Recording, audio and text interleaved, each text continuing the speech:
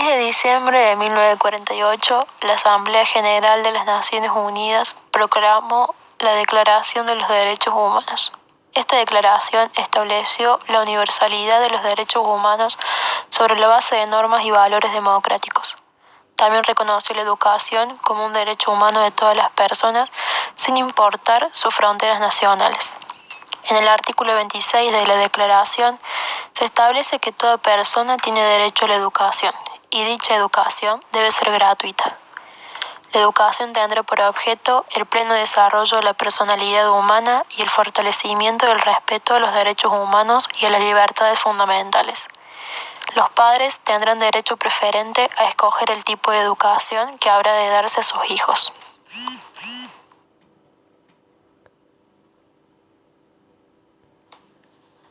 Ahora bien, una de las evidencias del avance del derecho de la educación en América Latina, desde la promulgación de la Declaración, ha sido la progresiva y sostenida expansión de los sistemas escolares en todos los países.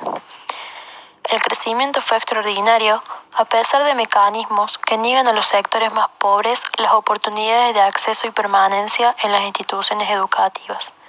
La universalización de la escolaridad ha sido sistemática durante toda la mitad del siglo XX.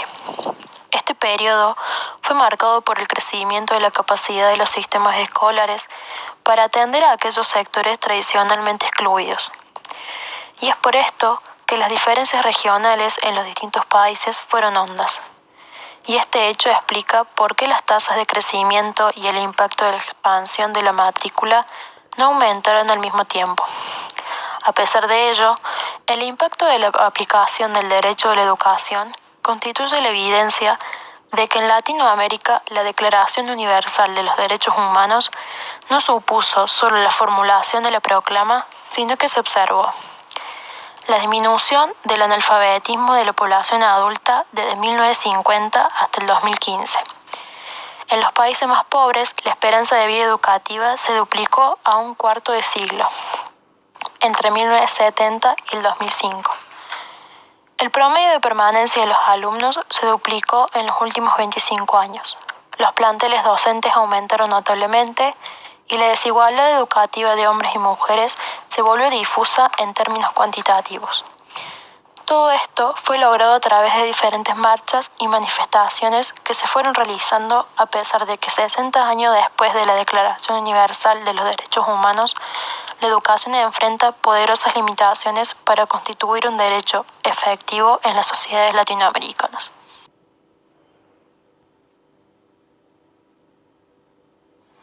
Al hablar de contramarchas aludimos a un concepto social de escolarización llamada dinámica de exclusión incluyente. Esta pretende llamar la atención sobre la necesidad de pensar el conjunto de dimensiones que constituye todo proceso de discriminación que causan la exclusión y no solo las más visibles.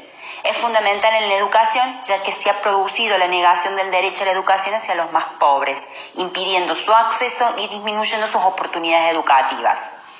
En este escenario se produce la universalización de las oportunidades de acceso a la educación, es decir, una universalización sin derecho y la expansión condicionada. Estas tendencias tienen directa relación con tres factores que operan en contra de la oportunidad de democratizar el derecho a la educación.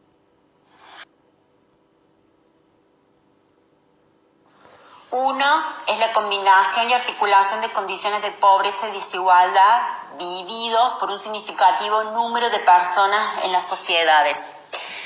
Acá se hace presente la exclusión, donde se produce un desarrollo fragmentado de los sistemas educativos y diferencias de oportunidades que ofrecen a la escuela.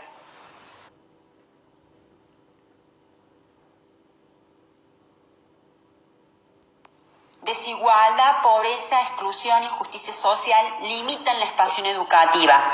En esto se marca el hambre, la desnutrición, las malas condiciones de vida y de salud. Ante el aumento de la crisis y la recesión mundial aparecen las consecuencias que trae aparejada la pobreza. Aumenta el desempleo, reducción de ingresos, el trabajo informal y precarias condiciones de vida. La pobreza impacta directamente en la población menor de 18 años y en poblaciones indígenas y afrolatinas. El punto 2, segmentación y diferenciación de los sistemas escolares, un sistema educativo separado en condiciones y oportunidades, que son heterogéneas pero están profundamente desiguales. En la actualidad, aunque existen mayores posibilidades de acceso a la escuela, son más complejas las formas de exclusión, donde se restringen las oportunidades aún dentro del mismo sistema educativo. Y esto refleja que el derecho sigue siendo negado. Son el sentido del derecho a la educación. Reconoce que la educación es un derecho humano, un bien público y social que nos ayuda a reconocernos como seres libres e iguales ante la ley. Gentile critica las corrientes políticas que sostienen que la educación se concibe como un factor de producción y desarrollo, es decir, al que se le atribuye un valor económico, expresando que tal diferenciación contradice el postulado de la Declaración de los Derechos Humanos e indicando la necesidad de considerar la educación como un bien público.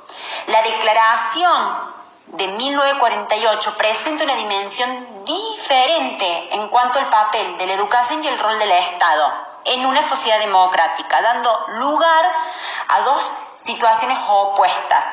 Una, la concepción socializante, es decir, una plataforma donde la educación es libertadora, y la privatizadora, donde se le da una interpretación mercantilizada a los bienes educativos que reducen la función del Estado como garante, subsidiaria y asistencial del derecho de la educación. Todo esto resitúa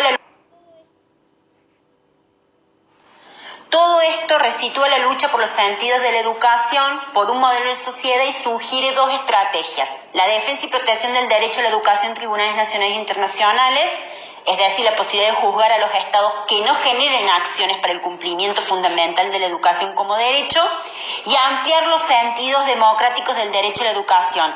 De este modo, evitar que el conocimiento sea monopolizado y expropiado de forma privada por aquellos individuos, grupos u organizaciones que dispongan de poder.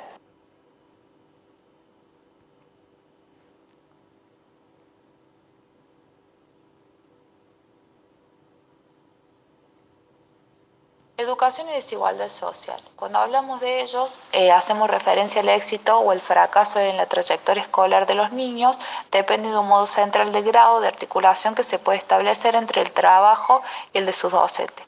La relación de un alumno y su docente es una relación entre dos personas que se desarrolla día a día a través del proceso de construcción de conocimiento. Además, hay relaciones entre dos instituciones, que por un lado está la familia y por otro lado es la escuela. El alumno ingresa a la escuela con su familia tiene su origen, su cultura, y el docente cumple la práctica de normas y misión definidas de la escuela. La relación entre docente y alumnos es una relación entre dos instituciones centrales para la educación, la escuela y la familia, pero aún más esta relación es una de las múltiples formas que se manifiestan entre lo educativo y lo social. Lo educativo, lo más importante es garantizar la calidad para todos los niños de nuestra sociedad, para que tengan el desafío de lograr y fluida la articulación entre dos grandes dimensiones, lo educativo y lo social. Y el significado desde la sociedad es promover a toda la familia de los recursos para que los hijos puedan participar activamente de las prácticas educativas.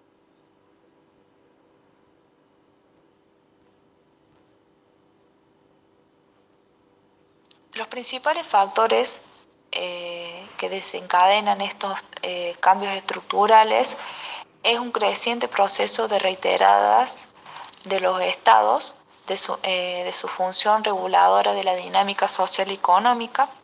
En el siglo XX hubo muchos modos diversos y una fuerte responsabilidad de promover marcos de contención y promoción de solidaridad como formas de mantener la cohesión social y evitar las fracturas. El Estado es el encargado de regularizar y tiene la responsabilidad de promover marcos de contención y promoción de solidaridad. Esta regularización se basa en la dinámica social y económica a través de los cambios que se van dando, tanto económicos, sociales como políticos. Esta articulación es importante que se dé en el trabajo, se da la articulación con el salario y el trabajo. La política social organiza el conjunto de la sociedad en torno al trabajo, asume el compromiso de implementar políticas económicas y un equilibrio macroeconómico. A través de todas las cuestiones que se van dando, se hace referencia al crecer, al educar y a focalizar. Crecer en la inserción social, educar en la educación e inclusión de igualdad y focalizar en mercantilización de la política social en servicios públicos universales tales como la salud, la educación y la seguridad social.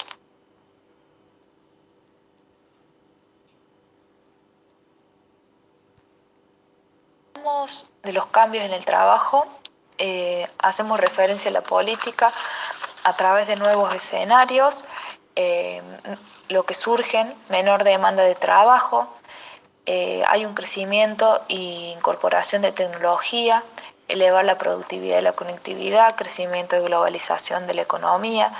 Esto trae desocupación, beneficia a los que tienen mayor capital educativo y social.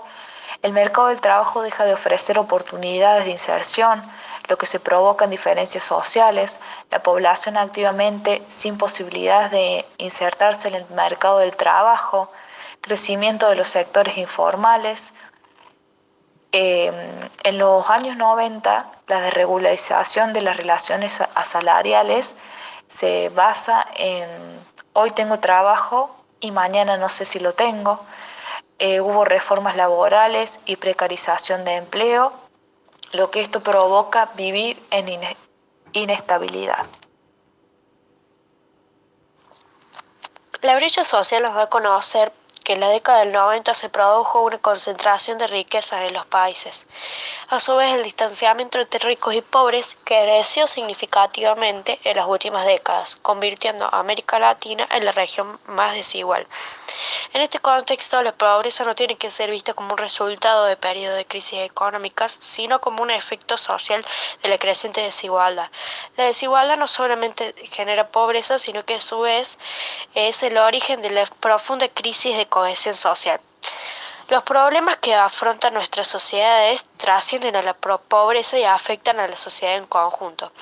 Un elemento que es llamativo de la configuración social es la pobreza, que está altamente centrada y segregada en las determinadas zonas de la ciudad.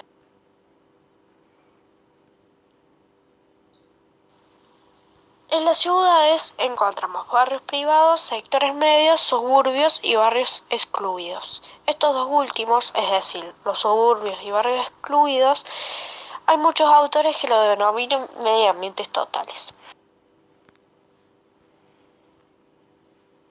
¿Qué vemos acá? Una sociedad que se cuartea. Los límites comienzan a delimitarse entre barrio y barrio. Dentro de estos barrios hay un proceso de atomización, que cada familia está cada vez más sola y a su vez tiene diversas experiencias familiares asociadas a diferentes grados de vulnerabilidad. El trabajo implica un deterioro de la capacidad de lograr estabilidad y bienestar. No hay instituciones que las protejan. Cuentan solo con sus propios recursos. El Estado muchas veces no tiene respaldo para resguardar familias y el trabajo es el único que puede construir su bienestar. Teniendo en cuenta las familias con mayor capital social, humano, económico y cultural, se posicionan exitosamente en la sociedad, en cuanto a aquellas familias que no cuentan con capital son condenados a la pobreza y a la exclusión. Teniendo en cuenta el interrogante, ¿existe un principio de solidaridad necesario para sustentar acciones orientadas a una redistribución del bienestar? En un contexto de fragmentación social, las políticas pierden legitimidad. Cada vez están menos dispuestos a financiar servicios de calidad para que los pobres y los excluidos dejen de serlo. En este apartado nos interesa hacer enfoque en qué relación se puede establecer con la educación. Las prácticas educativas se ven inmersas en un contexto social nuevo. Las esferas de la vida social fueron influenciadas por transformaciones, pero no todas ocurrieron con la misma velocidad y dirección. En el caso de las familias, deben crear las condiciones para sostener la escolaridad de sus hijos. Encontramos familias de sectores medios en la cual la inestabilidad en la articulación de las familias con el mercado de trabajo en los sectores más pobres excluidos ven amenazadas las posibilidades de sostener la escolaridad de sus hijos. En muchas circunstancias que lo indican, ellos deben salir a trabajar, es decir, los alumnos, y abandonar los estudios. Teniendo en cuenta la transformación social y ignorancia institucional y los nuevos desafíos de la escuela, en las instituciones educativas operan ciertos mecanismos que de algún modo podrían estar orientados a postergar la aceptación de nuevos escenarios sociales.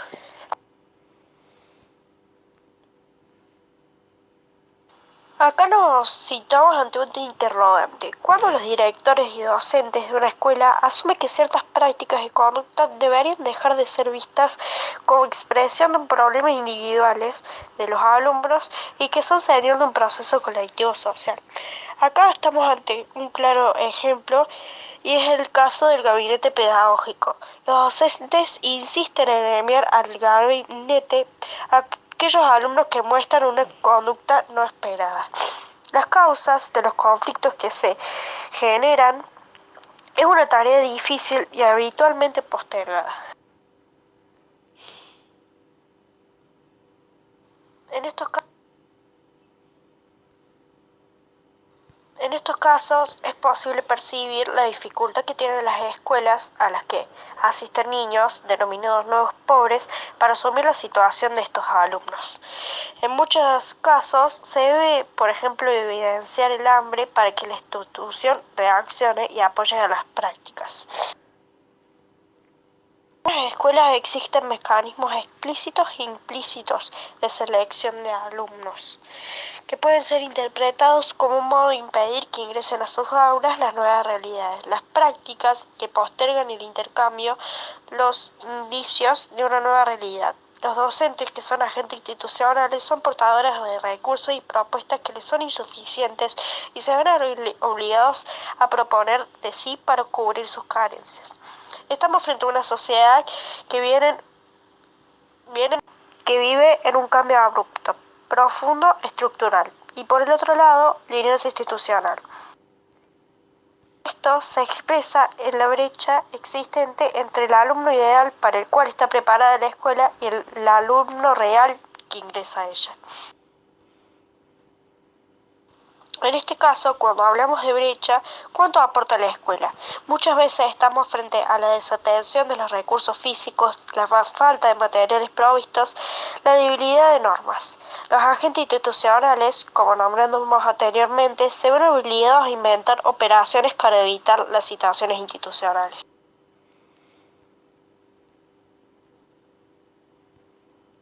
El desafío que tienen las escuelas es que deben ser capaces de gestionar la difícil tarea de educar en el contexto que se encuentra.